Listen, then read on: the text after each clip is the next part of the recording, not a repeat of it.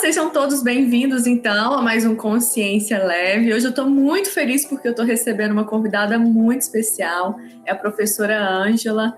Ela foi uma grande colega minha durante a graduação, fez o mestrado e doutorado lá na Unicamp, fez o doutorado sanduíche na Suécia e hoje é professora da Universidade Federal de Santa Maria, lá no Sul. Então, eu gostaria inicialmente de agradecer você, professora Ângela, de estar aqui conosco, compartilhando um pouco sobre tantas coisas que você aprendeu. E aí eu já vou dar um spoiler, a gente vai falar sobre a jabuticaba, que é uma fruta, que nós brasileiros gostamos muito. Então, Ângela, muito obrigada por ter aceito estar aqui conosco no Consciência Leve. Eu que agradeço, o convite, Flávia. É um prazer estar aqui contigo nesse canal que tem trazido de maneira tão leve como é o nome, um pouco de ciência, um pouco dos nossos trabalhos, pesquisas nas universidades. Eu fico bem feliz de estar aqui contigo, falando um pouco sobre a minha experiência na parte de compostos bioativos, os estudos que a gente tem feito.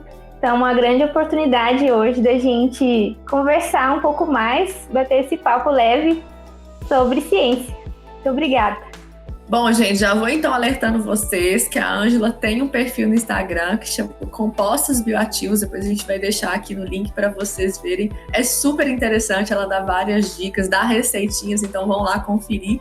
E Ângela, um dos motivos que eu lembrei de você, fora toda a expertise que você tem, é que no vídeo passado a gente falou sobre a dieta detox, o que era, e aí a gente entrou em compostos bioativos e não tem como não lembrar de você, E quando a gente fala de compostos bioativos, a gente sabe que principalmente a função principal não é o emagrecimento, eles atuam ali no sistema antioxidante, enfim, tudo aquilo que a gente falou no vídeo passado, mas a gente acaba tendo, como uma consequência positiva, um efeito no emagrecimento. E aí eu queria ouvir de você, como que você acha que esses compostos bioativos presentes em tantos alimentos que a gente tem aí na natureza podem favorecer o emagrecimento?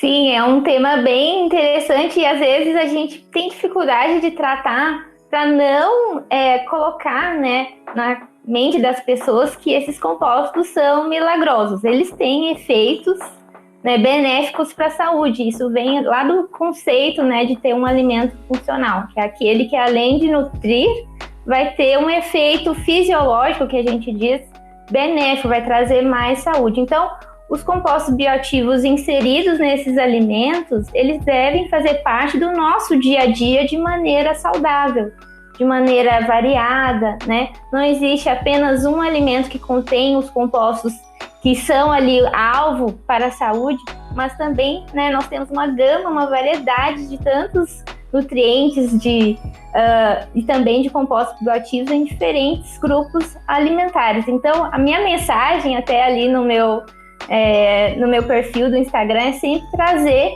como eu posso inserir esses compostos no nosso dia a dia, no nosso cotidiano, de maneira saudável, trazendo todos os dias um pouquinho de cada composto, de cada grupo alimentar. Então, existem vários alimentos que já são conhecidos, e são difundidos muito na mídia, assim, que tal alimento emagrece, tal alimento tem efeito X e Y, mas na verdade a gente tem várias outras espécies de frutas, verduras, sementes oleaginosas que têm características parecidas e que é importante variar, porque cada uma vai vir um conjunto de compostos bioativos interessantes, para várias partes, para várias funções do nosso organismo. E pensando no emagrecimento, a gente tem, então, não só um composto ou só um alimento ou outro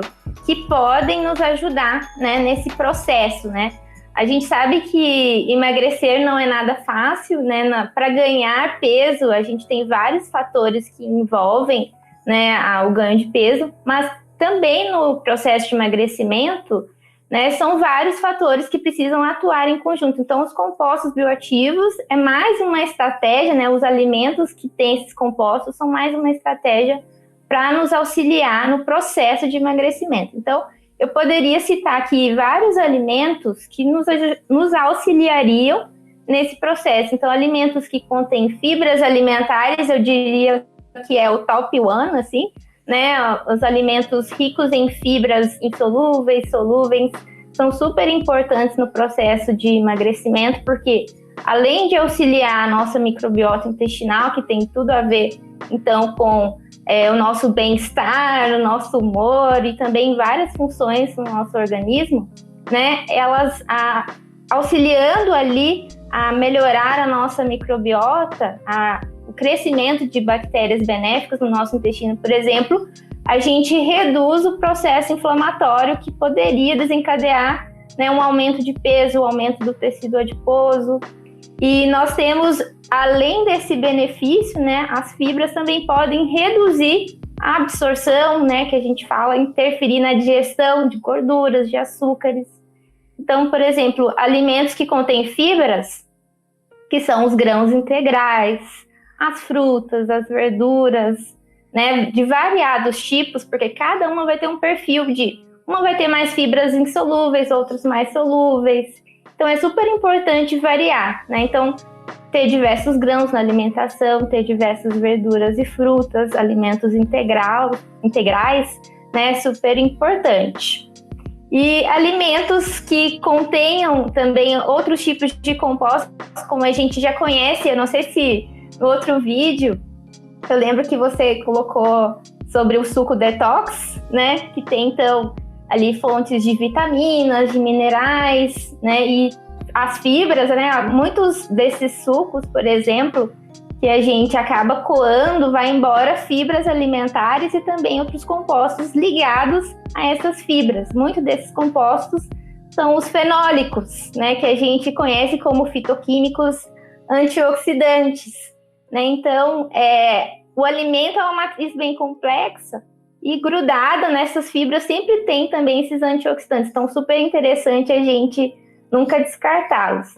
Então, os vegetais, no geral, frutas, verduras, cereais também, tem esses fitoquímicos que vão nos auxiliar, né, no processo anti-inflamatório, a nos ajudar também a diversificar a nossa microbiota intestinal, que tem, então, tudo a ver com o processo de emagrecimento, né? Tem vários chás ricos em catequinas, né? O chá verde, por exemplo, é bem conhecido, rico em catequinas que nos ajudam nesse processo do emagrecimento. Mas não é só o chá verde que tem as catequinas, né? Por exemplo, a jabuticaba que eu estudei também possui, né, outras frutas vermelhas, mirtilo, morango, o próprio vinho, né, tem essas catequinas. Então, assim, são exemplos aqui de como a gente pode usar a nosso favor a diversidade, né, de frutas, vegetais e grãos. Bom, e aí já que você mencionou, né, eu queria que você contasse um pouquinho para nós sobre o seu estudo com a jabuticaba, que eu acho que é quase que uma paixão nacional, né? Todo mundo que conhece a jabuticaba ama o sabor, então a gente utiliza, às vezes a gente come direto do pé, tem gente que faz suco, tem gente que faz geleia. Então, assim, eu gostaria que você contasse um pouquinho para nós como foi o seu estudo, o que vocês acharam de mais relevante dessa fruta que é tão acessível para nós, né? E é uma fruta muito rica. Então, a palavra é toda sua para falar da nossa querida jabuticaba. Eu também sou suspeita para falar, né? Porque como mineira que sou, né? Você também, né, Flávia? A gente sempre tem aquele pé de jabuticaba que fez parte da nossa infância, que a gente brinca embaixo, que a gente chupa a jabuticaba direto do pé, né? E sempre tem aquelas várias conversas a respeito de como consumir a jabuticaba com casca, sem casca. E normalmente a gente gosta da polpa, que é a parte mais doce da fruta, né? No entanto, a casca que muitos de nós desperdiçamos, né, contém vários desses fitoquímicos, desses compostos bioativos que eu mencionei aqui e que poderiam nos auxiliar em vários processos fisiológicos, né, para melhorar a nossa saúde. Foi isso que eu estudei ali desde a minha graduação até, né, quando a gente começou ali os trabalhos na iniciação científica. Então, a casca de jabuticaba, além de conter fibras insolúveis, contém também fibras solúveis, né, como a pectina que é uma fibra altamente fermentável ali no nosso intestino grosso. A pectina, por exemplo, ela que contém, então, tanto na casca quanto na polpa da jabuticaba, ela pode nos auxiliar nesse processo de saúde intestinal, né, de estimular o crescimento das bactérias benéficas da nossa microbiota, né, gerando ali também uma produção de ácidos graxos de cadeia curta, que tem um papel tanto local ali no intestino, de melhorar a saúde intestinal, como também, né, se entrar ali para a nossa corrente sanguínea, eles podem também ter efeitos benéficos nos processos de diminuição da resistência à insulina, né, até mesmo, né, de evitar o ganho de peso. Na casca também nós temos outros fitoquímicos, por exemplo, o que dá a cor para a casca da jabuticaba, né? A polpa não tem aquela corzinha. Então, na casca a gente tem as antocianinas, que são então os pigmentos vermelho, arroxeado, que a gente encontra também em outras frutas, né? As frutas vermelhas, né, são dessa classe de ricas em antocianinas. E as antocianinas têm esse papel antioxidante conhecido, anti-inflamatório também. Elas podem ser absorvidas, elas entram na corrente sanguínea e dentro das nossas células, né, nós temos estudado muito o papel delas nesse processo de diminuição, né, da resistência à insulina ou de sensibilização da ação da insulina. Então, é bem interessante para quem está nesse controle de metabolismo da glicose, né, quem quer evitar outras doenças como o diabetes, é super interessante também utilizar, né, a casca, né, da jabuticaba, que muitas vezes a gente não consome. Então, a casca da jabuticaba ela é muito efetiva, né, nessa questão do controle glicêmico, até mesmo para quem tem diabetes, né, Ângela? Isso, então... Porque, às vezes existe um mito de que quem tem diabetes não pode comer fruta, né? Então é importante a gente conversar sobre isso também, porque a casca da jabuticaba ajuda nesse controle glicêmico. Isso é verdade, nós temos, claro que, né, isso é interessante, claro, a gente precisa muito cuidar com algumas frutas ricas em açúcares, né, para quem quer controlar o índice glicêmico e precisa de um controle mais a fundo, né, para evitar o diabetes ou para controlar o diabetes. Mas essas características dessas frutas, né, esses compostos bioativos, eles são super importantes também para controlar, né? Então faz parte ali de um processo de evitar, né, que esse processo se agrave, da resistência à insulina. Então, com certeza, é super importante a gente ter frutas, verduras na nossa alimentação. E qual que é a sua dica, né? Já sabendo o quão rica é a casca da jabuticaba, né? Tem esses compostos fenólicos que são as antocianinas, que são tão benéficas, né? Como que a gente pode incluir essa casca na nossa prática alimentar? Sim, essa é uma boa pergunta, né? E nós estamos trabalhando muito em como utilizar em várias receitas a casca da jabuticaba. Muito se faz, como você disse, a geleia, né? Ou comer a fruta direto do pé.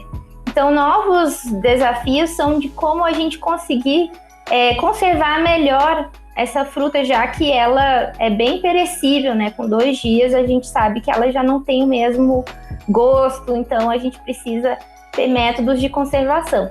Então nós estudamos durante o mestrado e doutorado algumas formas de trazer isso, né, para a nossa alimentação, no nosso cotidiano. Uma das formas é secar a casca, né? Secando a casca, a gente fez no laboratório, claro, em uma estufa, um forno que a gente chama, né? Mas isso pode talvez ser reproduzido, né, a nível doméstico, usando o forno de casa, numa temperatura mais baixa, e controlando, né, até que a casquinha fique bem sequinha, ou até mesmo fazer a secagem ao sol dessa casca, não jogar ela fora, e fazer então esse teste, né, para usar a casca em chás. A gente pode usar essa casca seca para fazer uma farinha, incluir em bolos, em cereais, né? A gente já fez a casca também, usar ela fresca para fazer sucos, para fazer chás. Até eu coloquei lá no meu perfil do Instagram uma dica de como fazer o chá, que é usar de 15 a 20 cascas de jabuticaba fresca, né? E aí você ferve com 400 ml de água por 5 minutos, e aí você tem um chá bem gostoso. Pode acrescentar um limão, uma canelinha, fica bem legal de aproveitar. E tem pessoas que fazem licor, né? Que também é uma forma de aproveitar a casca da jabuticaba. Tem várias, até recebi uma mensagem ontem de uma pessoa que está testando fazer, né, o kombucha com o chá da casca da jabuticaba. Então, é usar a criatividade, dá para fazer o que a mente imaginar, né? Quando a gente faz o suco, né, utilizando a casca da jabuticaba, e aí eventualmente a gente vai coar esse suco porque é uma fibra um pouco mais espessa. Eu consigo manter essas antocianinas ou não?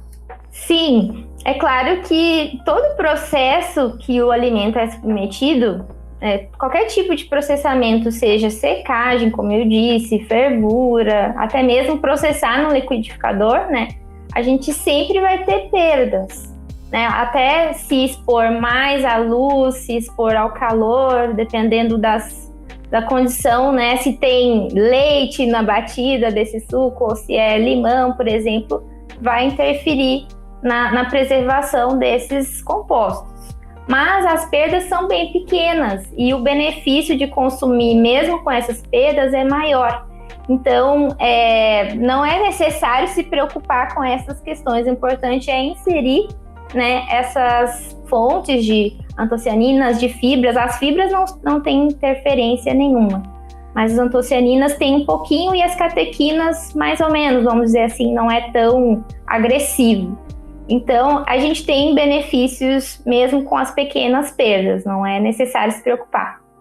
Ah, que ótimo. Olha, o seu chá eu vou testar assim que começar a refrescar aqui, porque tá muito quente aqui, ou vou tentar fazer ele gelado, né? Tá gelado. Vou fazer a infusão, na verdade, vou deixar ferver ali pelos 5 minutos. Depois eu vou pôr para resfriar e testar, então, esse chá da casca de jabuticaba. Testa e me conta. Então, gente, acho que a Ângela deixou o recado aí para nós, né? Da riqueza dessa fruta nacional e o quanto que a gente tem ainda de potencial para aproveitar essa fruta. Lembrando que os maiores benefícios estão na casca. Então, às vezes, é utilizar a nossa criatividade mesmo. Existem tantas pessoas que estão, né, que gostam de cozinhar e conseguem ter ideias diferentes, né? Colocar, às vezes, a casca num bolo, enfim. Então, fica aí a dica para vocês, né, de como aproveitar melhor e que a imaginação de vocês ajude aí nas receitas de como aproveitar a jabuticaba de maneira integral, né, e não só ficar na polpa branquinha ali, docinha.